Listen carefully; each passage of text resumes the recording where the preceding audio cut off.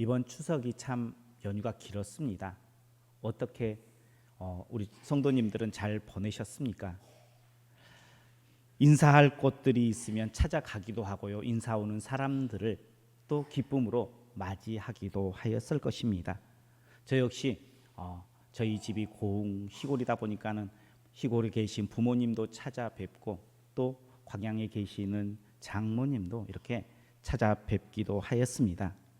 그리고 또 남은 시간에 저희 남동생이 낚시를 참 좋아해요. 그래서 이번 연휴가 좀 길다 보니 한번 같이 낚시를 하기로 하고 낚시를 갔습니다.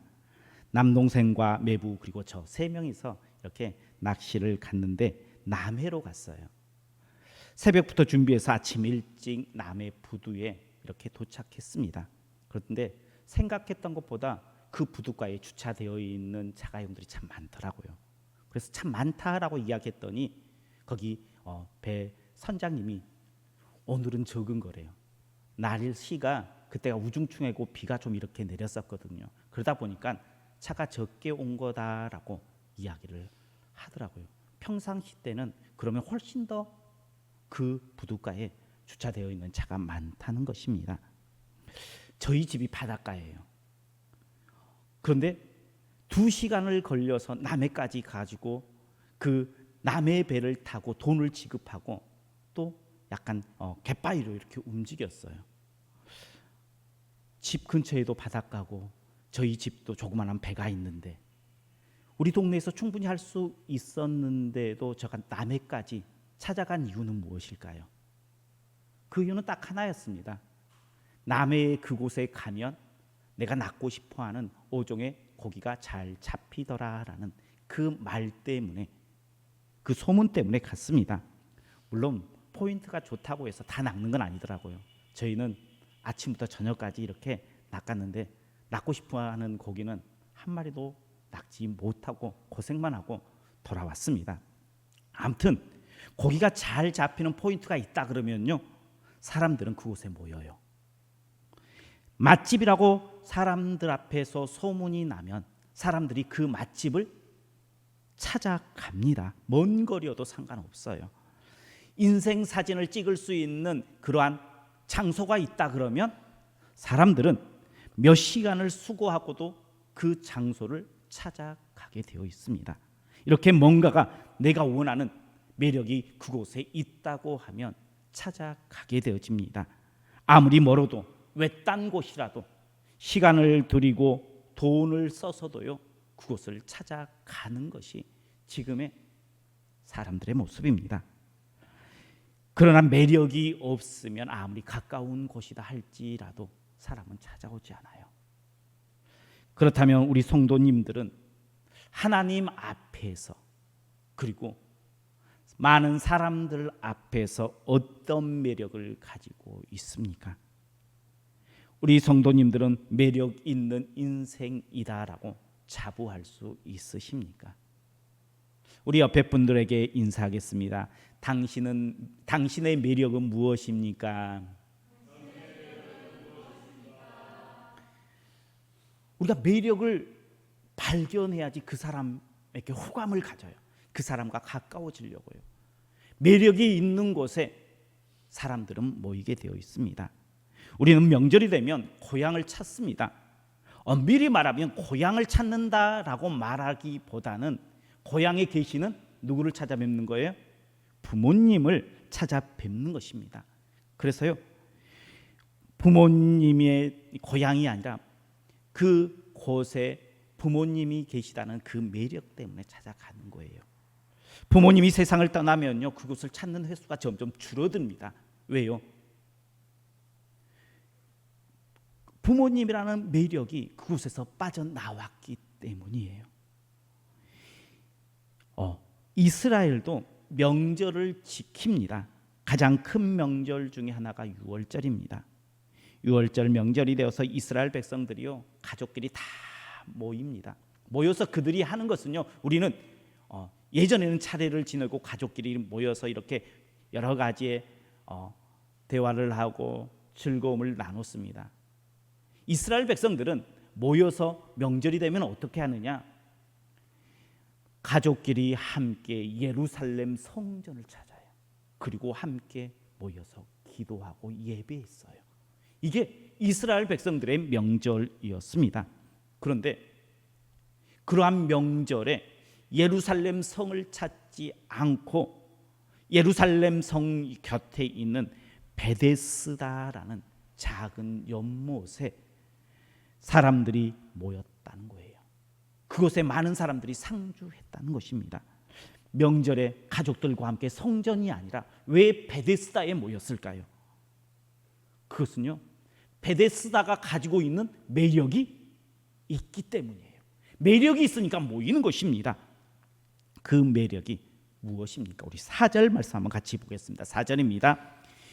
이는 천사가 가끔 못에 내려와 물을 움직이게 하는데 움직인 후에 먼저 들어가는 자는 어떤 병에 걸리든지 낫게 되밀어라. 아멘. 천사가 내려와서 한번 물을 휘 움직이는데 그때 가장 먼저 들어가는 사람이 어떤 병에 걸렸던 그 병이 깨끗이 낫게 되어지는 못이 바로 베데스다 연못이었어요. 그것이 베데스다 연못에 사람들이 모이게 되는 매력입니다. 근데요, 그게 매일 일어나는 것도 아니에요. 이게 일주일에 한 번, 한 달에 한 번, 어쩌면 1년에 한 번 일어날 수도 있어요. 그럼에도 불구하고 사람들이 그곳에 모여요. 이게 베데스다가 가진 매력이었다는 것입니다. 그렇다면 그 매력의 베데스다에 모인 사람은 누구일까요? 우리 3절 말씀도 한번 같이 보겠습니다. 3절입니다.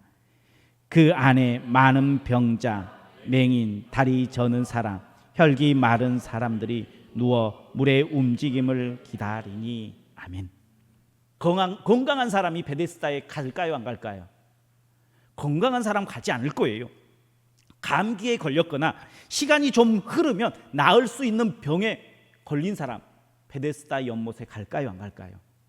그런 사람들도 가지 않을 것입니다. 베데스다에 모인 사람은요, 맹인, 다리 저는 사람, 혈기 많은 사람, 그 당시의 의료 시설로는 수준으로는 절대 나을 수 없는 병자들, 그러한 병자들이 그곳에 모였다는 거예요. 이 방법 저 방법 다 써봤는데 나을 수가 없어요. 고침받을 수가 없어요. 도저히 안 되겠다 싶은 사람이 마지막 희망을 베데스다에 갖게 되는 것입니다. 그런 사람이 모였습니다.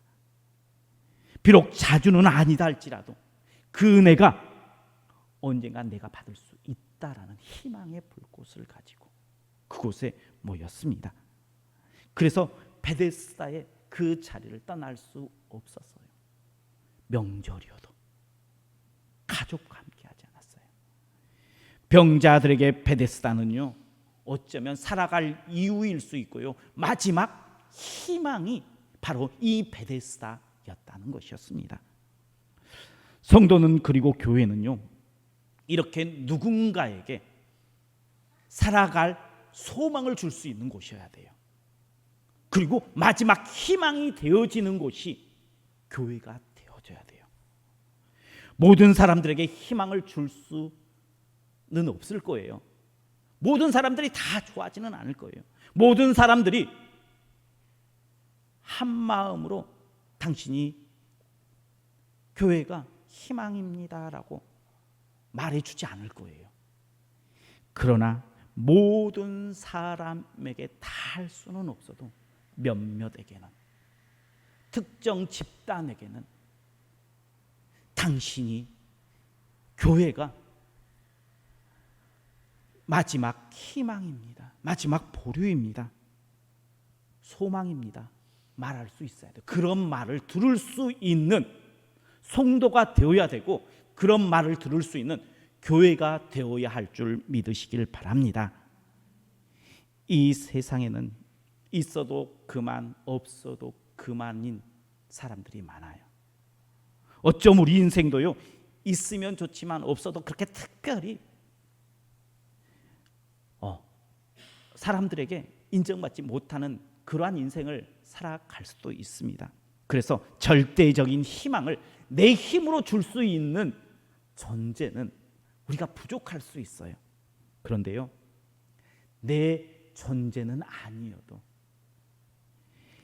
우리 안에 계시는 예수 그리스도는, 그리고 그 예수 그리스도를 소개할 수 있는 그 십자가의 은혜는 절대적인 소망이 되고 희망이 될 줄 믿으시기를 바랍니다. 그래서요, 우리 자신으로는 안 돼도요, 내 안에 예수 그리스도가 채워지면요, 우리는 누군가의 희망이 되어줄 수 있어요.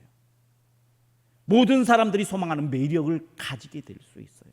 그런 성도가 될 수 있고요, 그런 교회가 될 수 있다는 거예요. 그래서 우리가 누군가에게 절대적인 희망이 되기 위해서 반드시 갖춰야 할 것, 반드시 누려야 할 것, 그것은 다른 것이 아니라 예수 그리스도 되신 줄 믿으시길 바랍니다. 그래서 우리 성도님들도 예수 그리스도를 채워서 누군가에게 참된 절대적인 희망 되시길 축복합니다. 또한 우리 교회도 예수 그리스도가 채워져서 이 땅 가운데에 절대적인 희망이 되어줄 수 있는, 절대적인 소망이 되어줄 수 있는 그런 교회로 세워지기를 축복합니다. 바울의 삶 속에서요, 율법이 채워졌을 때의 그 인생은요, 율법적으로 판단했어요. 장로의 유전에 따라서 징계하는 삶을 살았습니다. 세상에 특별한 희망을 줄 수 없는 존재였어요. 자기 자신은 잘났다라고 이야기할 줄 모르겠지만 세상에 희망이 되어주지 못했습니다. 그렇던 바울이요, 예수 그리스도가 채워지자 그 인생이 바뀌게 됩니다. 많은 사람들에게 예수 그리스도를 전하는 사람이 되어져요. 특별한 매력을 뽐는 사도의 길을 걸어가게 되어져요. 우리 안에 예수 그리스도가 채워질 때에 많은 사람들에게 참된 소망을 전해줄 수 있고 나눌 수 있는 존재 될 줄 믿으시길 바랍니다. 그리스도인에게 교회의 특별함은 다른 곳에서 매력을 찾는 것이 아니라 예수 그리스도를 통한 매력을 발할 수 있는 우리 성도님들 되시고 교회가 되기를 주의 이름으로 축복합니다. 그 특별한 매력인 예수님께서 우리에게도 찾아오신 줄 믿으시길 바랍니다.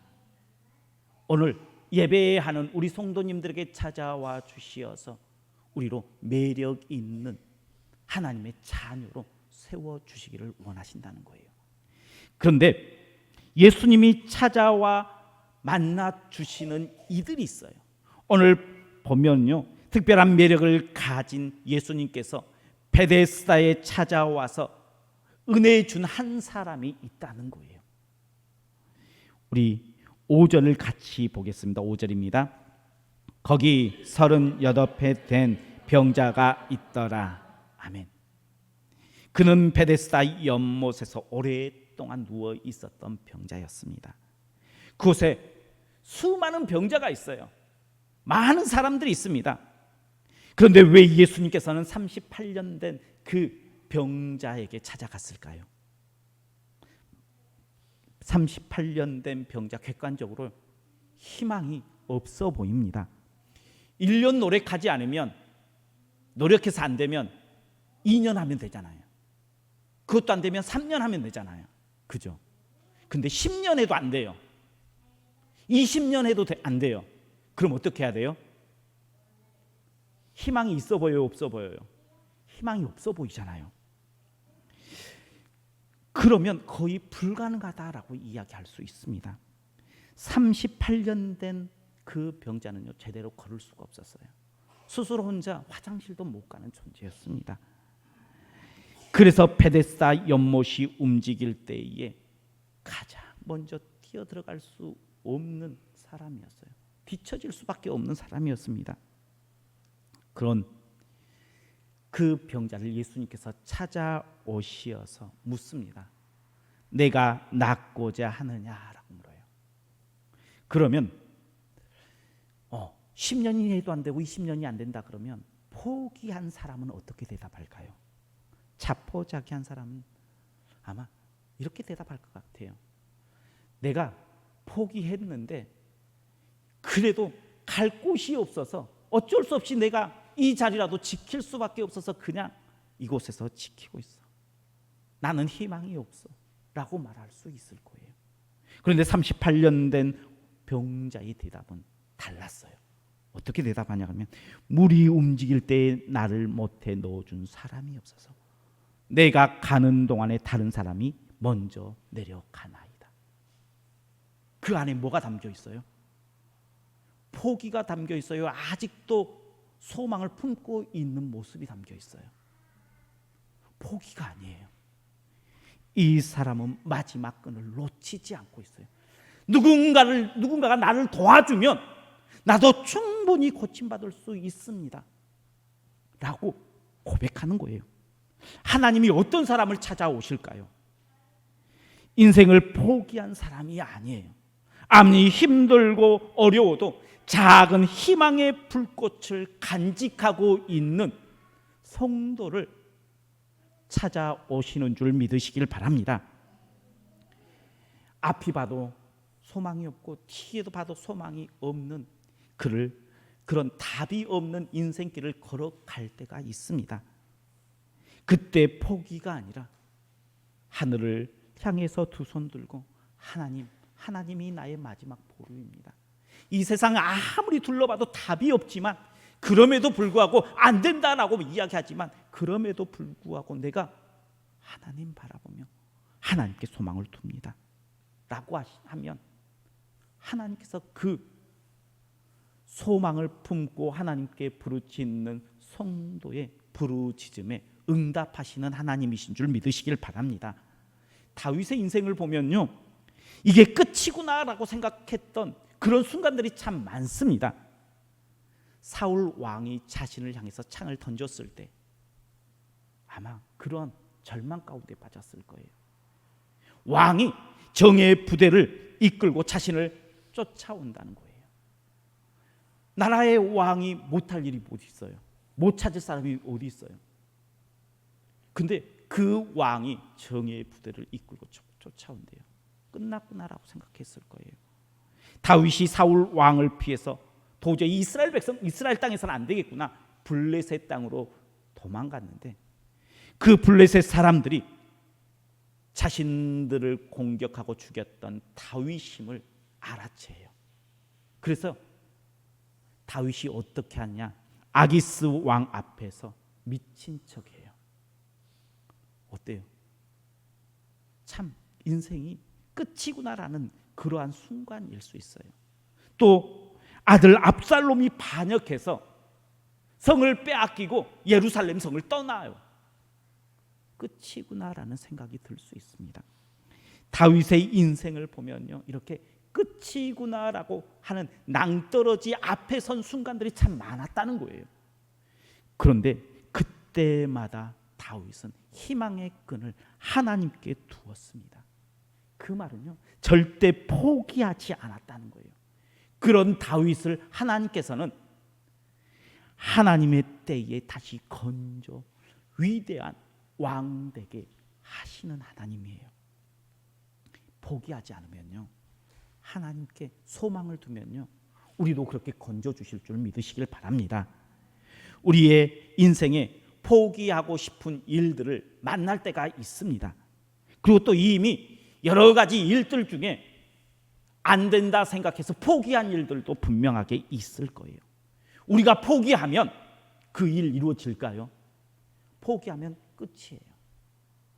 그러나 우리가 포기하지 않고 하나님 앞에 기도하며 소망을 아직 잡고 있으면, 희망의 끈을 놓지 않으면 하나님께서는 반드시 찾아오시는데, 이 베데스다 연못에 38년 된 병자에게 찾아오듯이 우리에게도 가만히 찾아오시는 주님의 은혜를 누리게 될 줄 믿으시길 바랍니다.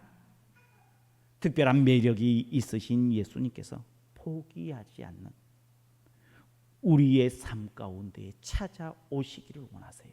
그래서 우리에게 말씀하세요. 포기하지 마.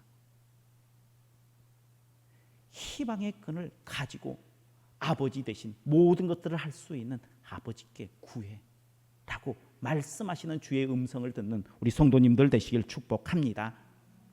예수님께서 찾아오셔서 어떤 방식으로 이 38년 된 환자를 고쳐주십니까?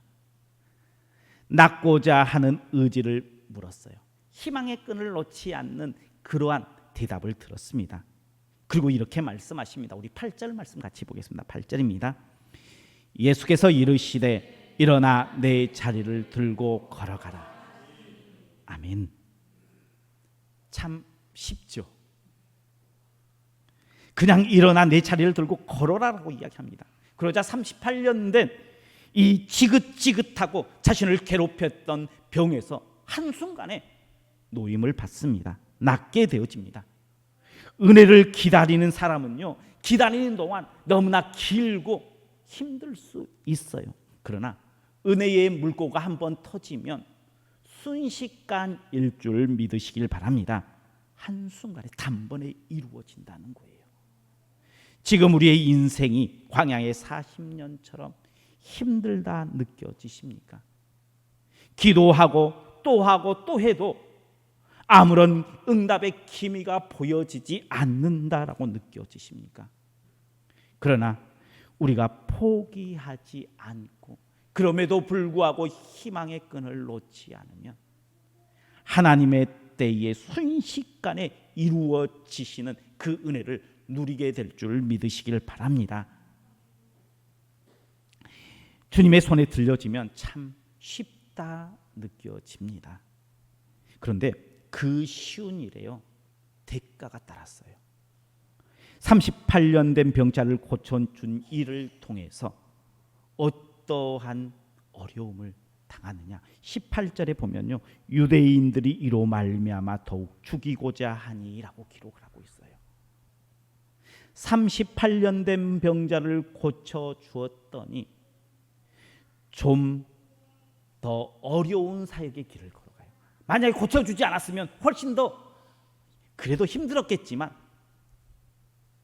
그래도 좀 더 나을 수 있었어요. 그런데 고쳐줌으로 인해서 더 힘든 사역의 길을 걸어갔다는 거예요. 예수님께서 우리의 죄를 말씀 한마디로 해결해 줄 수 있어요. 고쳐줄 수 있어요. 그런데요, 그것에는 대가가 달랐던 거예요. 십자가상에서 다 이루었다 하면서 하나님께 받은 사명을, 우리를 구원해 주시는 그 길을 열어주는 일들을 다 이루셨어요. 그런데요, 그 이루실 때에요, 그냥 말로만 이루실 수 있는 능력이 하나님께 있어요. 그런데 그렇게 하지 않으시고 예수님을 보내주셔서 대가를 치르셨어요. 우리는 그것을 기억해야 돼요. 주님께서 우리에게 찾아와 주시어서 베데스다에 그 은혜를 누리게 하시면 그 대가가 있음을 기억하고 그 은혜에 감사할 수 있어야 된다는 거예요. 그냥 주어진 은혜가 아니에요. 우리는 받는 것이 좋아서 그냥 이루어졌다라고 쉽게 받지만 그 은혜를 주시기 위해서 주님이 걸어가신 길이 있음을 우리는 기억해야 합니다. 그래서 은혜 받아 누리면 감사는 우리 성도님들 되시길 주의 이름으로 축복합니다. 우리는 베데스다처럼 매력 있는 삶을 살아가야 합니다. 그 매력은 다른 곳으로 매력을 찾는 것이 아니라 예수 그리스도를 채워서 그 매력을 발산할 수 있는 우리 성도님들 되시길 축복합니다. 그 베데스다의 연못을 누리기 위해서, 그 은혜를 누리기 위해서 우리가 어떻게 해야 되느냐? 희망의 끈을 놓지 않고 끝까지 붙드는 거예요. 끝까지 기도하고 끝까지 하나님 바라보고, 그래 다 안 된다라고 이야기하지만 하나님께서 하십니다. 하나님께서 행하십니다. 고백하며 주님 바라볼 때에 주님께서는 우리에게 찾아와 주시어서 그 베데스다의 은혜를 우리에게 베풀어 주실 줄 믿으시길 바랍니다. 그때에 받고 끝내는 것이 아니라 이러한 은혜를 허락하시기 위해서 대가를 치루어 주실 그 하나님을 기억하며 감사함으로 주님 앞에 우리의 예배로 찬양으로 헌신함으로 드려지는 우리 성도님들 되시길 주님의 이름으로 간절히 축원합니다. 기도하겠습니다. 사랑이 많으신 하나님 감사합니다. 하나님께서 우리를 사랑하시어서 베데스다의 그 크신 은혜로 채우시기 위해서 오늘 주님 전에 불러주신 줄 믿습니다. 하나님, 우리도 그 베데스다처럼 매력 있는 성도, 매력 있는 교회가 되게 하여 주옵소서. 그 매력을 통해서 하나님의 나라를 이 땅 가운데에 전하는 귀한 주의 백성이 되게 하옵소서. 또한 그 배력의 은혜 예수 그리스도를 누리기 위해서 희망의 끈을 놓지 않고 끝까지 주님 바라보게 하시고, 또한 그 은혜를 받았을 때에 감사함으로 하나님 앞에 예배로 기도로 찬양으로 드리는 주의 귀한 백성 되어 하나님을 기쁘시게 하는 걸음걸음을 걸어가게 하여 주옵소서. 예수님 이름으로 기도하옵나이다. 아멘.